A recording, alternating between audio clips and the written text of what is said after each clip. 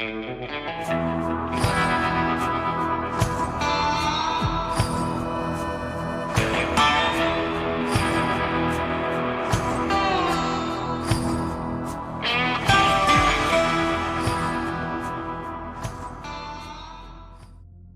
is always a grim sort of curiosity regarding the way in which notoriously desperate men meet their end. And perhaps this is as natural as is the curiosity regarding the manner in which they lived. Did he die game? Is one of the questions asked by bad men among themselves. Did he die with his boots on? Is another.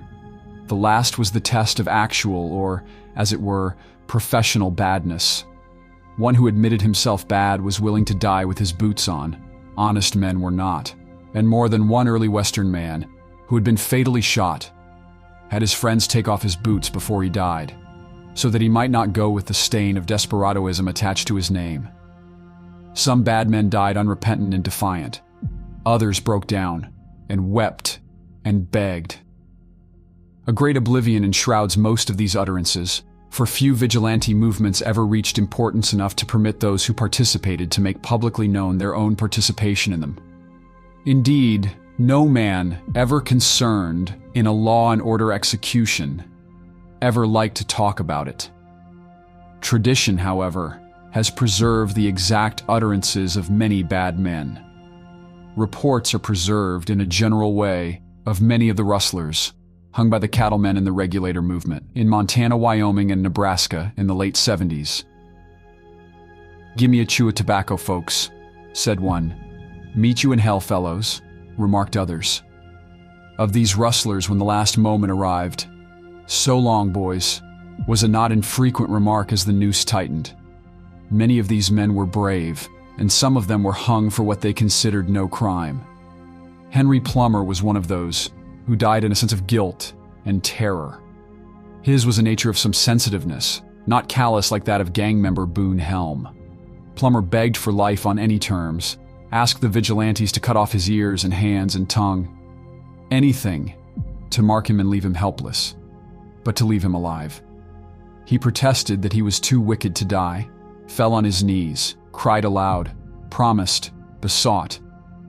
On the whole, his end hardly left him enshrouded with much glamour of courage.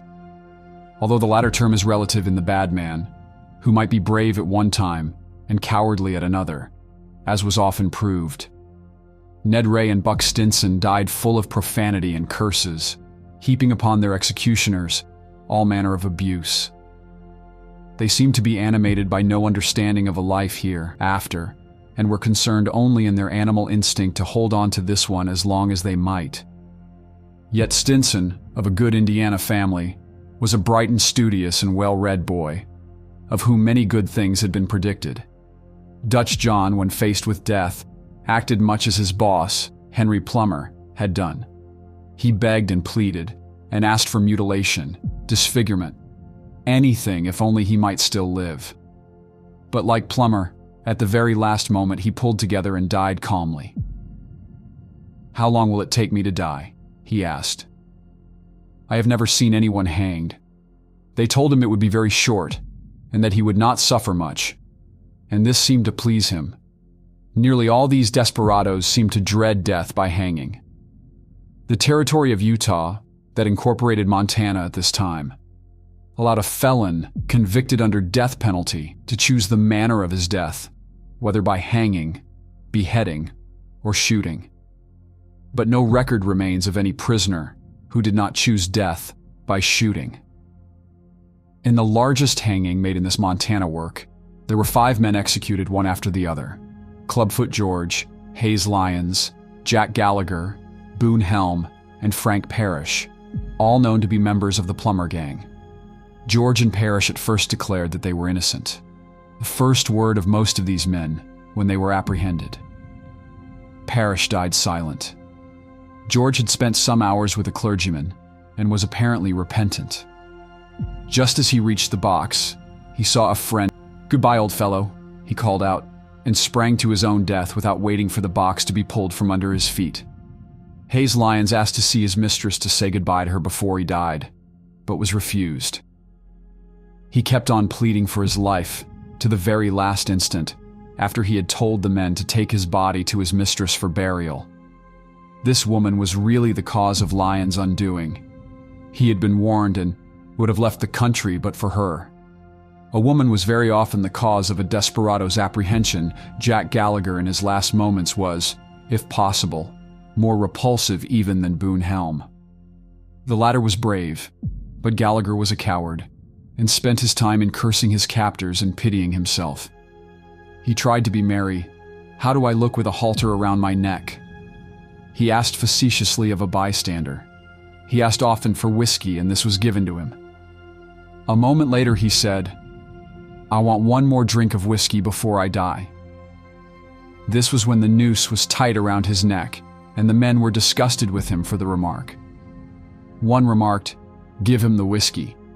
So the rope, which was passed over the beam above him and fastened to a side log of the building, was loosened to oblige him. "Slack off the rope, can't you?" cried Gallagher, "and let a man have a parting drink." He bent his head down against the rope and drank a tumbler full of whiskey at a gulp. Then he called down curses on the men who were about him and kept it up until they cut him short by jerking away the box from under his feet. A peculiar instance of unconscious but grim humor was afforded at Gallagher's execution.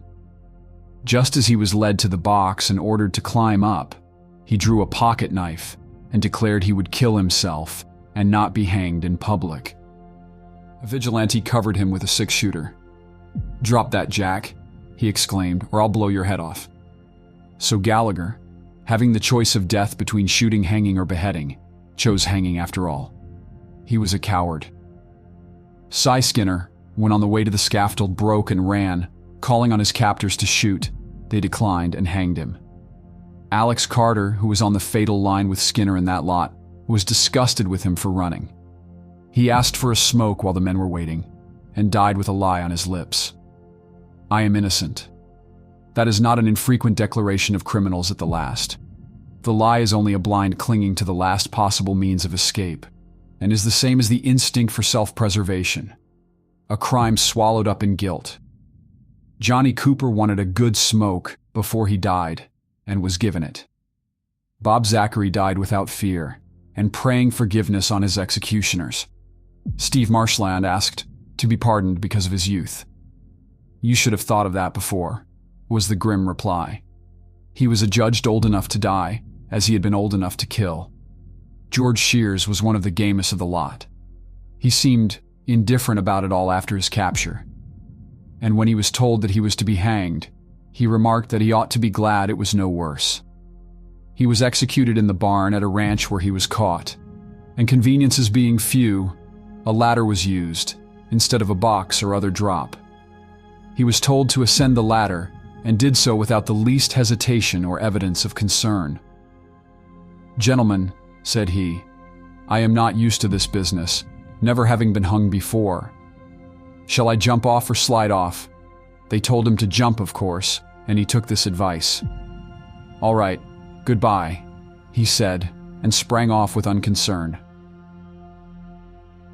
Whiskey Bill was not given much chance for last words. He was hung from horseback, the noose being dropped down from a tree to his neck as he sat on a horse behind one of the vigilantes. "Goodbye, Bill," was the remark of the latter as he spurred his horse and left Bill hanging. One of the most singular phenomena of these executions was that of Bill Hunter, who, while hanging by the neck, went through all the motions of drawing and firing his six-shooter 6 times.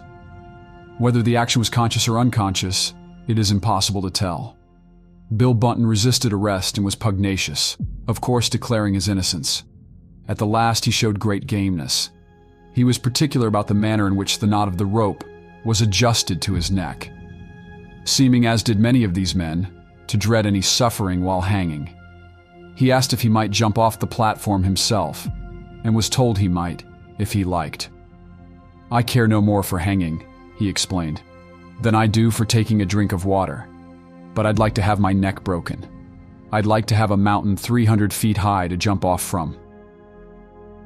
Now I'll give you the time. 1, 2, 3, here goes." And with that he jumped. Edward Howe.